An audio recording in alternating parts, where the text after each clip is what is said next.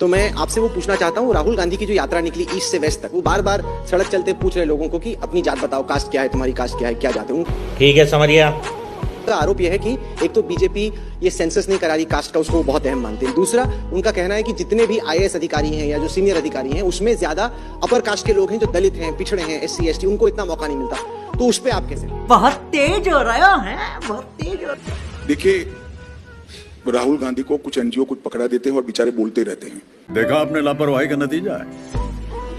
आप इनके स्टेटमेंट का एनालिसिस करिए।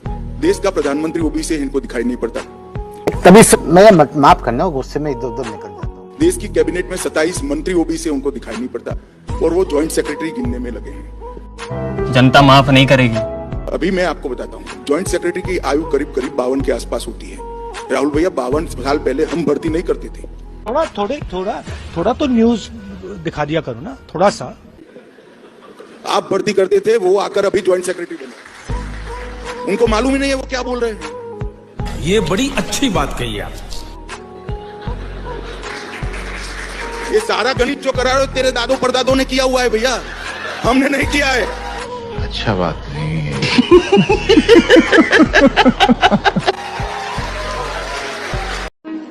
क्या POK को भी लेकर कोई विचार है गृह मंत्री जी? आप मुझे इतना सरल मानते हो कि मैं यहां बता दूंगा?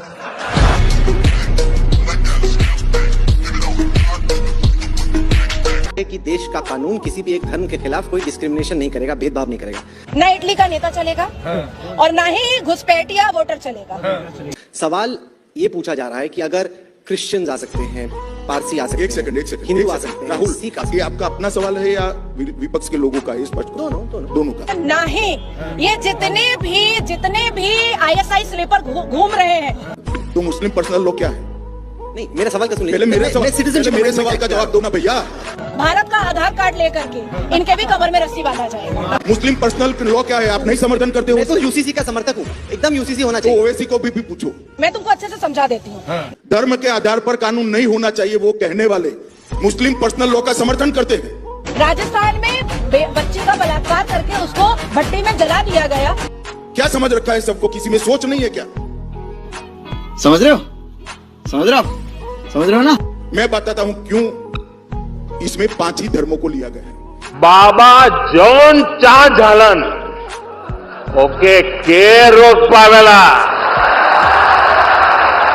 राहुल गांधी एक बहुत बड़े संवैधानिक बदलाव की बात कर रहे हैं। वो कह रहे हैं कि अगर उनकी सरकार आई तो 50% आरक्षण की सीमा जो है वो तोड़ देंगे। देखिए, राहुल गांधी जी को आपके अलावे देश में कोई सीरियसली नहीं लेता है। बात तो सही है। आप इतनी शिद्दत से सवाल मत पूछे मुझे।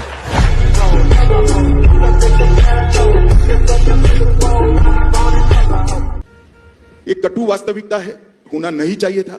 हमारी पार्टी तो उस वक्त थी ही नहीं।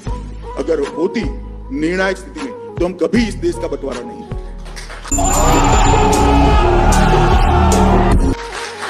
इस देश का बंटवारा नहीं होना चाहिए, परंतु दुर्भाग्य की बात है कि इस देश का बंटवारा हुआ धर्म के आधार पर। मैं तुमको अच्छे से समझा देती हूँ। ना इटली का नेता चलेगा और ना ही घुसपैठिया वोटर चलेगा। गृह मंत्री जी, इस पर भी विपक्ष के कई नेताओं को न्योता दिया गया, उनको बोला वहां पर आने के लिए, वहां पर काफी नहीं पहुंचे। उन सबका ये कहना था कि ये कार्यक्रम ऐसा लग रहा था जैसे बीजेपी का कार्यक्रम है। बीजेपी का कौन सदस्य?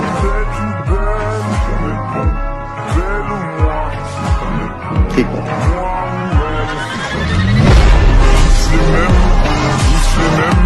बस हवा निकल गई।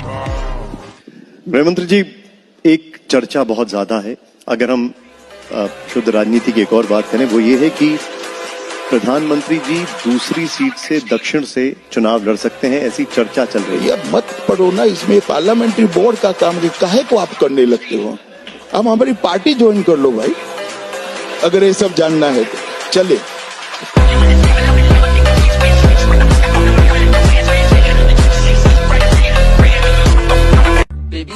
बीजेपी का ये कहना था कि जाट समुदाय उनके साथ है, तो फिर जयंत चौधरी जी की जरूरत क्यों पड़ी? मुझे तो आपकी भी जरूरत है, आप ज्वाइन कर लो ना भैया। जानती नहीं तू हमें बहुत बड़ा जी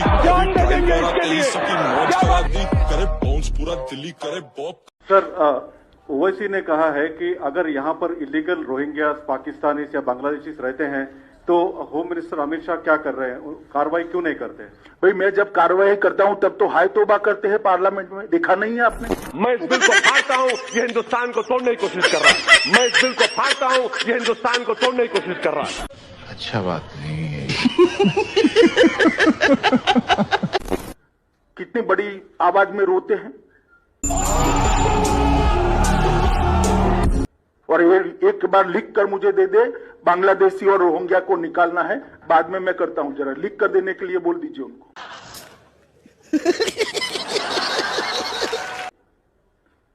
सिर्फ चुनाव में बात करने से नहीं होता है, जब निकालने के लिए पार्लियामेंट में बहस होती है, कौन इनका पक्ष लेता है? ये बड़ी अच्छी बात कही आप।